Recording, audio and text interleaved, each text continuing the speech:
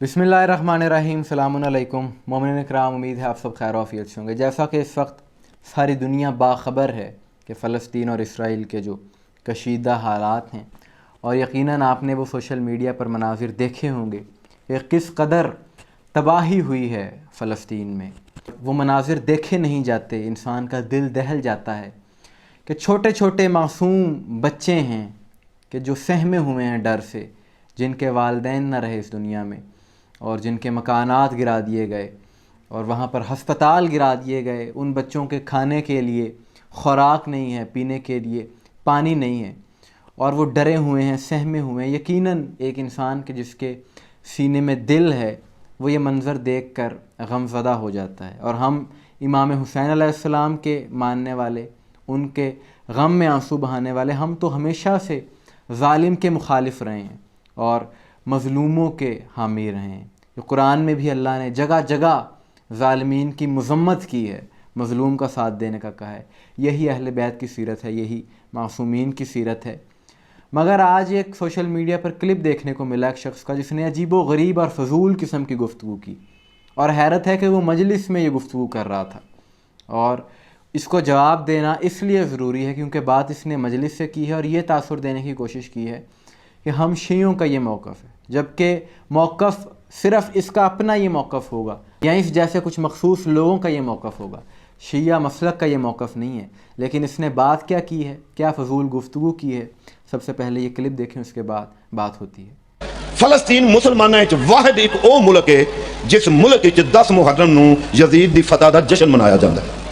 Videos मौजूद ने और वो लोग एक दूसरे नूं मुबारकबादां देंदे ने। इस मुल्क दी असीं शिया हमायत करिए, इस मुल्क दी असीं शिया हमायत करिए। सीधे सीधे यजीद दे मनण वाले ने, सीधे सीधे बनी उमैया दे पैरोकार ने।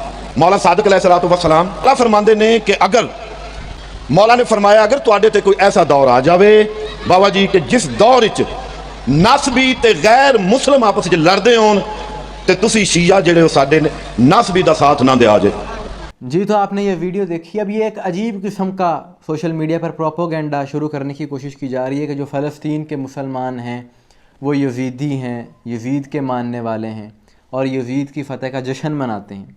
यानी आप इस बात पे गौर करें, कहा जा रहा है कि 10 मुहर्रम को वहाँ पर यजीद की फ़तह का जश्न मनाया जाता है। पहली बात तो ये है कि अगर कोई बात की जाए तो उसका सबूत होना चाहिए। अगर कोई दावा करता है तो फिर उसकी दलील पेश करनी चाहिए कि वो वीडियोज़ हमें भी तो दिखाई जाएं। सोशल मीडिया पर आज तक मंजर आम पर क्यों नहीं आई कि इतने बड़े जुलूस वहाँ पर निकाले गए यजीद की हक़ में? अगर ऐसा वाकई है तो वो वीडियो सोशल मीडिया पर वायरल क्यों नहीं हुई? ये एक झूठ है, एक प्रोपोगेंडा है जो फैलाया जा रहा है। अजीब किस्म की बात है कि वो एक सुन्नी अक्सरियत मुल्क है, वहाँ पर ज़ाहिर है इस अंदाज से अज़ादारी के जुलूस तो नहीं होंगे, लेकिन ये बात कहना कि वो यजीद के हक़ में जुलूस निकालते हैं, ये बेबुनियाद इल्ज़ामात हैं जो लगाए जा रहे हैं कुछ लोगों की जानिब से। इन लोगों के सीनों में पत्थर हैं या दिल हैं, ये बात समझ में नहीं आती कि एक तरफ तो छोटे छोटे मासूम बच्चे बिलक रहे हैं, सिसक रहे हैं खुराक के लिए, पानी के लिए, उनके पास इलाज की सहूलियात नहीं है, और ये लोग मसलकी तासुब से नहीं निकल रहे। शिया जी इनकी हिमायत क्यों करें? शिया इनकी हिमायत इसलिए करें कि मासूमीन की सीरत है। हम तो इस इमाम के मानने वाले हैं कि जो अपने कातिल को भी शरबत पिलाता है। जब मौला अली अलैहिस्सलाम को मस्जिद कूफा में 19 रमज़ान को ज़रब लगती है और उसके बाद इमाम के सामने उनके कातिल इब्न मुलजिम मलऊन को लाया जाता है, तो इमाम उससे सवाल करते हैं, बता क्या मैं तेरा आदिल इमाम ना था? तो वो आगे से कहता है, जी आप आदिल थे। तो इमाम ने फरमाया, फिर मुझ पर कातिलाना हमला क्यों किया? जिसके बाद वो जवाब नहीं देता। फिर आपने इमाम हसन अलैहिस्सलाम से फरमाया कि इसे शरबत पिलाओ, ये सहमा हुआ है। तो हम तो उस अजीम हस्ती के मानने वाले हैं कि जो अपने कातिल को भी भूखा और प्यासा नहीं देख सकते, और यहाँ पर अजीब किस्म की बात की जा रही है। तो हम इन मज़लूम मुसलमानों के हक़ में आवाज़ क्यों ना उठाएं? क्यों ना उनके हक़ में आवाज़ उठाई जाए कि यह आइमा अहले बैत की सीरत है। और इमाम ज़ैनुल आबिदीन अलैहिस्सलाम ने सहीफ़ा सज्जादिया में, जो कि मुस्तनद तरीन किताब है, जिसमें इमाम ने दुआएं बताई हैं अपने मानने वालों को, कि सहीफ़ा सज्जादिया की 38 नंबर दुआ में, कि जहाँ पर इमाम अलैहिस्सलाम ने अपने मानने वालों को बताया कि किन बातों पर अल्लाह से तौबा करनी है, अल्लाह से माफ़ी मांगनी है, तो उस दुआ का आगाज़ ही यहाँ से हो रहा है। और इमाम अलैहिस्सलाम फरमाते हैं, अल्लाहुम्मा इन्नी अताज़िरु इलैका मिन मज़लूमिन ज़ुलिमा बिग़ज़रति फ़लम अनसुर, के बारे इलाह मैं पनाह मांगता हूँ उस मज़लूम की निस्बत से کہ جس پر میرے سامنے ظلم کیا گیا اور میں اس کی مدد نہ کر سکا۔ یعنی امام علیہ السلام اپنے ماننے والوں کو یہ درس دے رہے ہیں کہ اگر آپ کے سامنے کسی مظلوم پر ظلم ہو اور آپ کچھ نہ کر سکیں تو پھر آپ نے اللہ سے توبہ کرنی ہے، معافی طلب کرنی ہے اللہ سے۔ تو یہ ائمہ اہل بیت کی سیرت۔ اسی طرح امام علی علیہ السلام کی وصیت ہے نہج البلاغہ میں، جس میں امام علیہ السلام فرماتے ہیں ظالم کے دشمن رہو، مظلوم کے مددگار بنو۔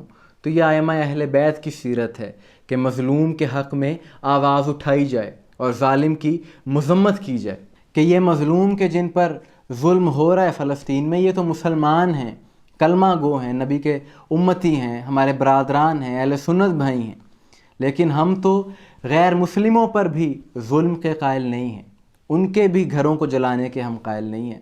کہ سب نے دیکھا کہ 2 ماہ پہلے جو جڑاں میں سانحہ ہوا کہ مسیحی برادری کے وہاں پر گھروں کو جلایا گیا ایک جھوٹا پروپوگنڈا بنا کر، تو سب سے پہلے اور سب سے زیادہ اس کی مذمت اگر کی تو وہ شیعہ مسلک نے کی، اس کے بعد تمام مسالک نے اس کی مذمت۔ حالانکہ مسیحی برادران تو کلمہ نہیں پڑھتے، ظاہر ان کا اسلام سے کوئی تعلق نہیں ہے، لیکن انسانیت کا یہ تقاضا ہے کہ ظلم کی مذمت کی جائے، نہ کہ یہ کہا جائے کہ یہ ہمارا اس سے کوئی تعلق نہیں، اگر ظلم ہوتا ہے تو ہوتا رہے۔ ظلم کی مذمت کرنا انسانیت کا تقاضا ہے، اسلام کا پیغام ہے، آخری نبی حضرت محمد مصطفیٰ صلی اللہ علیہ وآلہ وسلم کا پیغام ہے، آل محمد کا یہی درس ہے، معصومین کا یہی درس ہے۔ یہ تو وہ دور ہے کہ جہاں پر اپنے مطلب کی احادیث خود ہی بنا لی جاتی ہیں اور پھر اس بنیاد پر پورا عقیدہ بنا لیا جاتا ہے اس چیز کو۔ لیکن اگر ہم حقیقی طور پر سیرت معصومین کو پڑھیں، اس کو دیکھیں، تو اس سے یہی درس ملتا ہے کہ ظالم کی مذمت کی جائے، مظلوم کی حمایت کی جائے۔